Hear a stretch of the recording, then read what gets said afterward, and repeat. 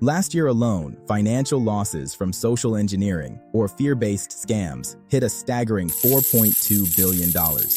Here's the terrifying truth. 75% of all successful corporate attacks start with a psychological trick, not a software bug. Hackers know that your brain's fear response, triggered in under 2 seconds, is the weakest link in any security chain. We're going to show you how these criminals monetize your panic and give you the simple steps to keep your money safe.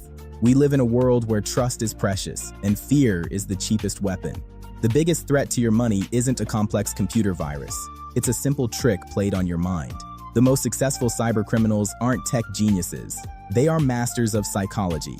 They aim for the amygdala, the part of your brain that handles fear. Because when you're scared, you stop thinking clearly.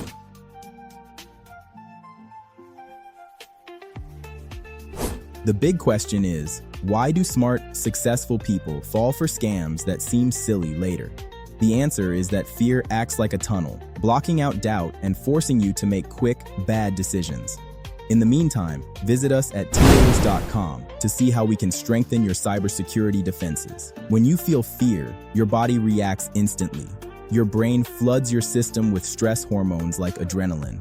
This reaction turns on your System 1, emotional thinking, which is fast and automatic. At the same time, it quickly shuts down your System 2, rational thinking, which is slow and analytical.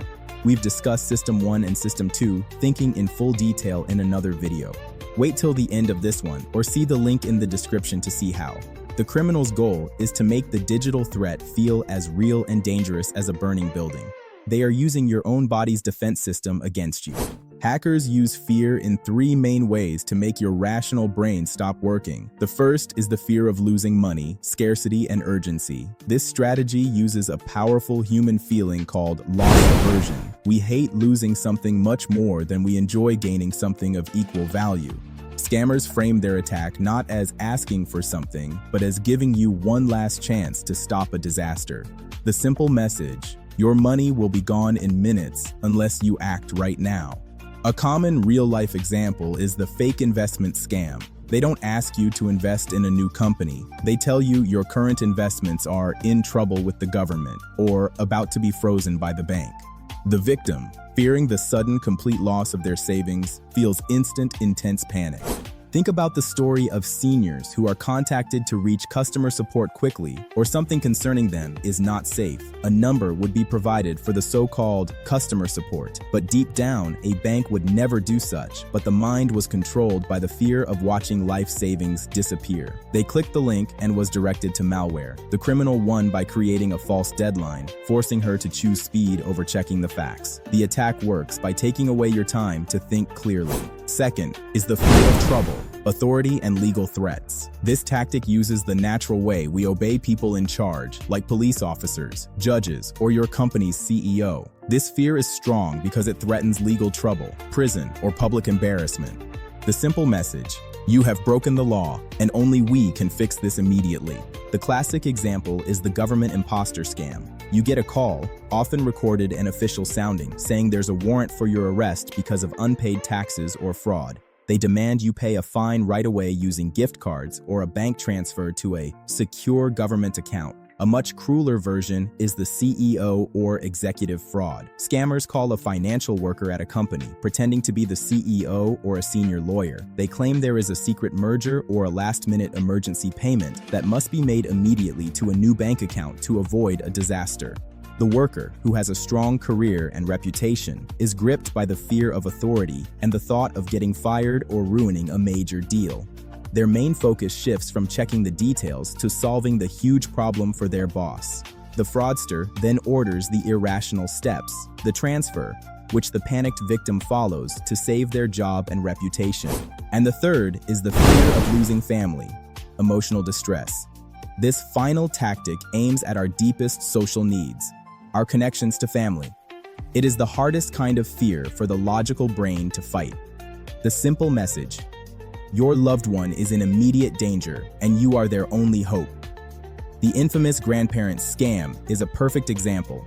A victim gets a frantic, tearful call, often from a voice that sounds like their grandchild, claiming they've been arrested, hurt in a car crash, or are being held captive. The emotional shock is huge and instant. Consider the case of a retired grandmother who received a call from a voice claiming to be her grandson, followed by another voice claiming to be a police officer. The officer demanded a large sum of cash to be sent quickly to a specific address to cover a traffic accident fine and prevent the grandson from going to jail. The grandmother's entire mind was focused on the fear of her beloved grandson's suffering. The money was meaningless compared to the threat to her family member. This fear is so powerful that it completely stops the victim from asking simple, sensible questions like, why is a police station taking cash for bail and not using a court? Today, technology has made these fear attacks faster and much more real. AI voice cloning. New software can perfectly copy the voice of a CEO or a family member. This removes the old final clue, a strange accent or poor quality that might have made you stop and think. The cloned voice instantly triggers trust and fear. Deep research. Advanced computer programs search social media and public records to create scripts that sound totally real. If the criminal mentions your child's name, your specific job title, or a recent trip you took, the attack uses the fear of being already exposed, making the lie seem completely true. Your simple defense. To defend against the use of fear, you need a simple, reliable plan. Since you can't stop your body from reacting to fear, you must delay your action until your logical brain can catch up. The essential defense is to use the Mandatory Verification Protocol, MVP, which simply means making a pause mandatory. Acknowledge the fear, halt the action. The moment a message or call makes you feel strong fear, panic, or urgency, you must physically stop. Do not click, do not reply, and do not speak. This is the 6-second rule in practice, the necessary time to let the initial panic fade. We've spoken about the 6-second rule in one of our videos. We'll link it in the description for you. Verify the channel. Never trust the channel that delivered the urgent request. If the CEO emails you about a secret transfer, you must call them on their known, verified mobile number. If the IRS calls, you must hang up and call the official, published phone number for the agency. The simple physical act of looking up and dialing a known number forces your analytical brain, System 2, to take over. Use a secret key. For important family members or senior work teams, set up a simple code word or phrase that must be used in any high-pressure, urgent communication. If the grandson calls and doesn't use the code word, the call is a scam. This is the ultimate defense against AI impersonation. The lesson is clear. Your intelligence cannot protect you from weaponized fear. The only thing that works is the disciplined choice to pause and always choose verification over instinct.